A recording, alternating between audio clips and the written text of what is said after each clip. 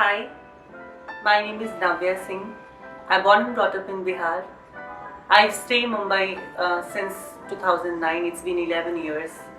Um, by profession, I'm a model, actor, and a trans activist.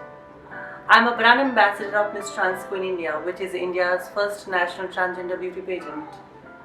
I'm TEDx speaker also, and yeah, this is me.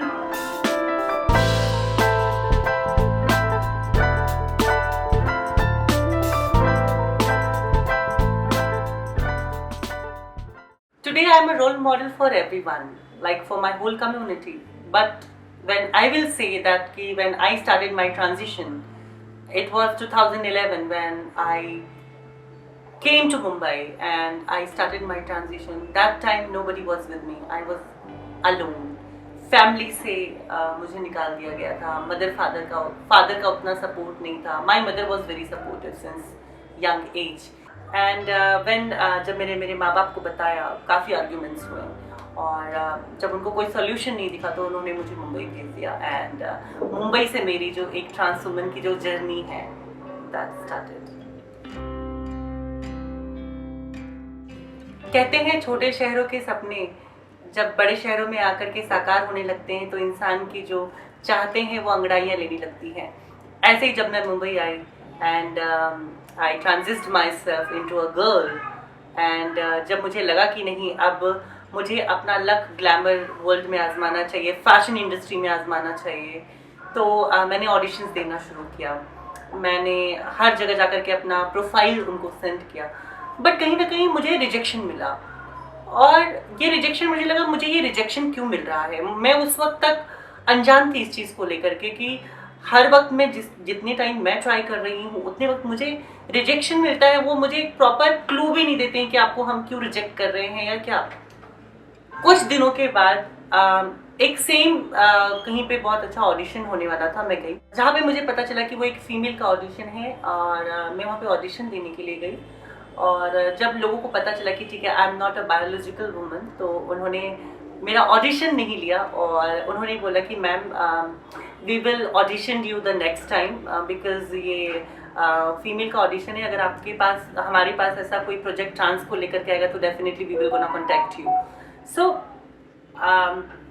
I was shocked, I was very shocked. जब हम बात करते हैं equality की, जब हम बात करते हैं कि ग्लैमर इंडस्ट्री या फिर बॉलीवुड इंडस्ट्री जेंडर को लेके बायस्ड नहीं है और आर्टिस्ट जो कि खुद को एक आर्टिस्ट बोलता है वो जेंडर न्यूट्रल होता है, क्योंकि आर्टिस्ट कभी भी किसी जेंडर से बंधे नहीं होता है. आर्टिस्ट के लिए या तो एक मेल का भी कैरेक्टर कर सकते हैं, एक फीमेल का भी कैरेक्टर कर सकते हैं, एक थर्ड जेंडर का भी कैरेक्टर कर सकते हैं. तो आर्टिस्ट इज अ आर्टिस्ट. जब when it comes to our community, it comes to me, it comes to any trans woman who wants to try their luck in Bollywood and fashion, why stigma is always there? That was always my question. So I fought for it, I stand for it, and I'm not saying that कि आज मैं बहुत ही success हो गई हूँ, but हाँ, कहीं ना कहीं मेरी फाइट जारी है और या चीज़ें चल रही हैं. Miss trans queen India, oh my god, what to say on that. Miss Trans Queen India is totally changed my life. Miss Trans Queen India is very, very, very special for me, and yes, it's life changing.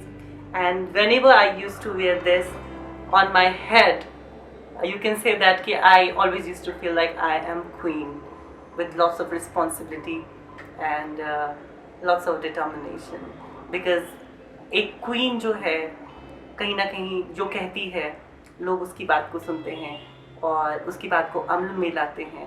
तो being as a trans woman, being as a queen of my trans queen India beauty pageant, for me this is my pride.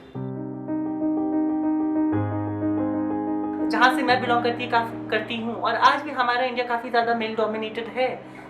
समाज कभी भी औरतों को पूरी तरह से बोलने की आज़ादी नहीं दी गई है. मैं बिहार के काफ़ी छोटे से गांव से बिलोंग करती हूँ जहाँ पे मुझे खुद भी आज़ादी नहीं थी कि मैं क्या बोलूँगी, क्योंकि मेरी माँ भी घूंघट में रहती थी उस वक्त. मैं एक पंजाबी कंजर्वेटिव फैमिली से हूँ, तो 12 साल की उम्र होते होते मुझे कहीं ना कहीं रियलाइज हो गया कि आई एम डिफरेंट, यानी लोगों ने मुझे ये रियलाइज करा दिया कि ओके, यू आर नॉट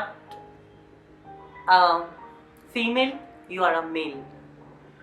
मेरी मम्मा को हमेशा से मुझे चोटियाँ बांधना, फ्रॉक पहनाना बहुत पसंद था। My mom always want first a daughter and I born. Now I am doctor for her. Now I am doctor for my family, my parents. I mean they are very proud of that. But when जब शुरुआत हुई उस वक्त तक बचपन में बहुत प्यार मिलता था, सबसे प्यार मिलता था, because I was very feminine, I was so cute. मेरी आवाज़ को लेकर के हमेशा से कंट्रोवर्शियल थिंग्स रहा है कि जब मैं कॉलेज लाइफ में आई और जब मैं बड़ी हुई तो मेरी आवाज़ काफ़ी फेमिनिन थी। इस फेमिनिटी आवाज़ की वजह से लोगों के बीच में काफ़ी ज़्यादा मिसकंसेप्शन रहता था, ओके ही इज़ ही और शी। तो मेरे लिए खुद कहीं ना कहीं बहुत ही हंसी की बात है, क्योंकि मैं खुद भी कहीं ना कहीं काफ़ी ज़्यादा उस वक्त मैं इमोशनली ऐसे जोन में थी जहाँ पे मुझे खुद भी नहीं पता था कि मेरी रियल आइडेंटिटी क्या है।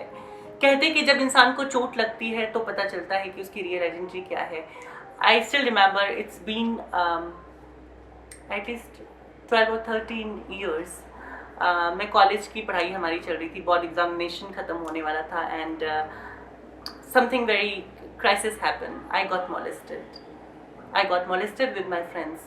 सम of friends did molest me, and आपको बहुत धक्का लगता है जब आपके क्लोज फ्रेंड आपको यह एहसास कराने के लिए कि okay you are not a female, हम तुम्हारा मोलिस्ट करेंगे ताकि तुम कोई एहसास हो जाए कि तुम फीमेल नहीं, तुम एक मेल हो।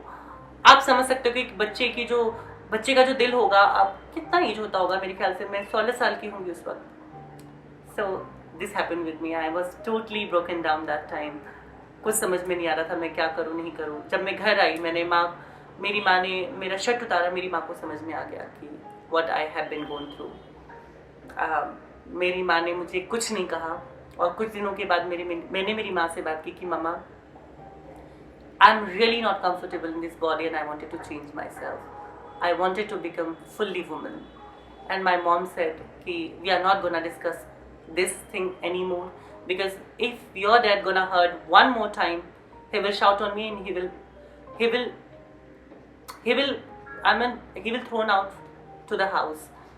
बहुत ये रही, मैं शांत रही। कहते हैं ना, लेकिन जब सपने हो और आपका जज्बा बहुत स्ट्रांग हो तो आपको कोई नहीं रोक सकता है। 18 साल होते होते मैं घर छोड़ दी और मैं मुंबई आ गई, और जो मेरी रियल जर्नी है मुंबई से शुरू हुई। Few weeks ago I was going through Google News and I got some very disheartened news that Kerala में एक ट्रांस वुमेन है जिसका नाम था अनन्या कुमारी एलेक्स, जो कि 28 साल की थी, आरजे रह चुकी है, एक्टिविस्ट थी। She did suicide herself. And जब मैंने पूरी जानकारी पता करी तो मुझे पता चला कि उसका SRS सर्जरी हुआ था जो कि रॉन्ग चला गया था, और डॉक्टर्स भी कहीं ना कहीं उसको सपोर्ट नहीं कर रहे थे, उसको मेडिकल रिपोर्ट्स नहीं दे रहे थे, जिस वजह से उसने हार मान ली और हार मान के उसने सुसाइड कर ली। इट्स रियली वेरी डिसहार्टन कि हमारी कम्युनिटी में लोग जो अपनी ट्रू आइडेंटिटी के लिए इतनी लड़ाई लड़ते हैं, उसके बाद जब उनका एक अरमान होता है वुमन बनने का, वो एक पेनफुल सर्जरी से होके गुजरते हैं, और वो सर्जरी जब रॉन्ग चला जाता है उसके बाद भी काफ़ी ज़्यादा पेन बर्दाश्त करना पड़ता है और कहीं से कोई सपोर्ट नहीं मिलता है, तो लोग लास्ट में सुसाइड कर लेते हैं। It's really sad and disheartening. I mean I pray for her that कि उस भगवान उनकी आत्मा को शांति दे एंड उनको जन्नत नवाजे। But one more thing I just wanted to add that if you are going for any kind of treatment, please just Google for it. If you don't have Google things, just talk with your friends who has gone through the surgery, who have those experience. I just wanted to say, especially for all my trans sisters, if you are going through any kind of procedure, please just go through with very right things, with the very right doctor, with the right consultancy, with the right things, because HRT and sex reassignment surgery is not a joke. You are playing with your life.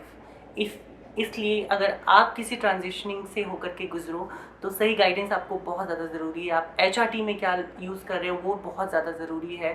And doctor को काफ़ी ये होना चाहिए, experienced होना चाहिए चीज़ को। And I am really very pity on that doctor कि उसकी वजह से एक इंसान ने अपनी जान गंवा दी, जो केरला में एक वक्त में शायद काफ़ी ज़्यादा रोल मॉडल मानी जाती होगी, क्योंकि I think she was the first RJ in India, and she was a beautiful person.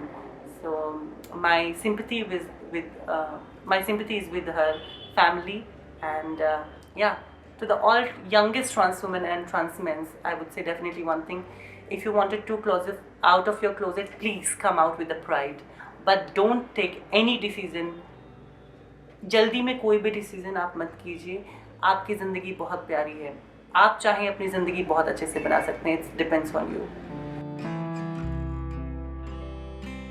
अगर आप कहीं पे भी सर्जरी के लिए जा रहे हैं, चाहे वो मेल टू फीमेल ट्रांसफॉर्मेशन हो या फीमेल टू मेल ट्रांसफॉर्मेशन हो, आपको सबसे पहला जो काम करना है, आई would suggest you guys that कि सबसे पहले आपको एक सही डॉक्टर का चुनाव करना बहुत ज़्यादा ज़रूरी है। आई वुड सजेस्ट, दिल्ली में ऐसे बहुत सारे बेस्ट डॉक्टर्स हैं जो कि काफ़ी अच्छे सर्जन हैं, जो कि खासकर स्पेशली ट्रांसजेंडर्स के लिए ही काम करते हैं। And Mumbai is the one, यहाँ पे भी काफ़ी अच्छे सर्जन्स हैं जो काफ़ी अच्छा और सेफ प्रोसीजर से सर्जरी करते हैं। I would suggest one more thing, if somebody is going for penile version, it's take 5 hours. I mean दोनों सर्जरीज के लिए 5 आवर्स टाइम जाता ही है, बट पेनाइल वर्जन में क्या होता है कि लोग बहुत जल्दी रिकवर हो जाते हैं। In 1 month people recovers, but when you do sigmoid, when you do colon surgery in a female, in a trans woman, so it took at least 3 to 4 months to recover. So you have to keep patience, you have to be confident by yourself, because it's really painful sometimes bleed comes out so many days while you going through the surgery. And I can say that because many of my friends have gone through to this surgery, and मेरी एक और friend थी जिसका surgery ख़राब हो गया था। तो चांसेस बहुत ज़्यादा रिस्की होते हैं, बट अगर सही डॉक्टर से कराया जाए और सही ट्रीटमेंट करके कराया जाए, सही प्रिकॉशंस के साथ कराया जाए, तो ये जो ट्रांजिशन है काफ़ी ज़्यादा सक्सेसफुल होता है। So I would suggest you everyone, if you going for any kind of surgeries, please Google it for the first, you can google it for that. If you have a friends, you can just talk for them who is belongs to the community, who have done in their past surgeries, so you can take the experience of them, and after that you can decide what you want.